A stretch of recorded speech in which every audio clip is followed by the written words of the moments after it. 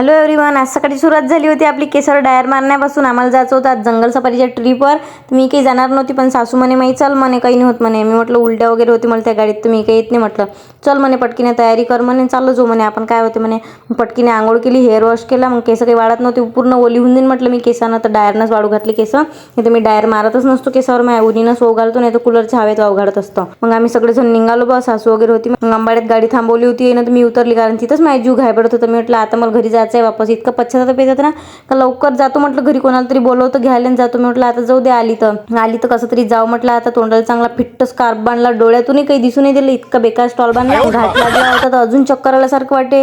हे स्टॉल बांधून माझी पुरी हालत खराब झाली, ती उलटी येते की काय म्हटलं. मग पोचलो भसदेमध्ये.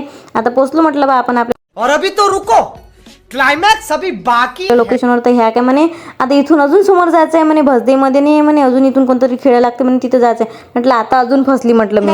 मला असं वाटत जाय घरी कधी जातो आणि कधी नाही. एकदम आहे कसं आहे, मी गेली तर वापस येत नाही, एकदम पहिलेच कुठे जात नाही. लय वेळ झाला आम्हाला पोहोचलो. तर मग आपल्या गावातले लोक तर माहिती तुम्हाला, खेड्यागावातले कसे राहते, कुठेही छांदा मारते बा. पहाडाच्या खाली गेले, जांभुळाचं झाड तोडून आणलं, मग जेवण वगैरे केलं. आणि ज्याच्या घरी आम्ही गेलो ते घरीच नव्हते. टाइमपास करत तिथं आम्हाला मंदिर भेटलं, त्या मंदिरातच बसलो टाइमपास करत. फोन करायला गेलो, एकाच्या मोबाईलमध्ये रेंज नव्हती, टाइमपास करायसाठी काही साधन नव्हतं तिथं. मग बसून गोष्टी साकारल्या फक्त. खाली गेलो, मग पहाडाच्या फोन लावून द्या म्हटलं, तिच्या लोकांना फोनही नव्हतं लावून देत तिथचे लोक. म्हटलं मा याच्यापेक्षा तर आपल्या गावातले लोक पुरले म्हटलं. हे कसे लोक आहे म्हटलं, एमपीतले कोणीच फोन नाही लावून दे, आमच्या कोणाच्याच मोबाईलमध्ये रेंज नव्हतं. मग आम्ही चढलो बा. तर मला नाही का CID मधला सीन आठवला होता. चंदा दिली म्हटलं पटपट चल, आपण दोघीच मागाय, वागच खाऊन घेईन म्हटलं आपल्याला, नाही तर मग तू म्हणशील म्हटलं मग त्या कसं केलं तू मागं होती म्हटलं. पटपट आम्ही पटपट निघालो. ह्या दोघीच लय समोर होत्या बा.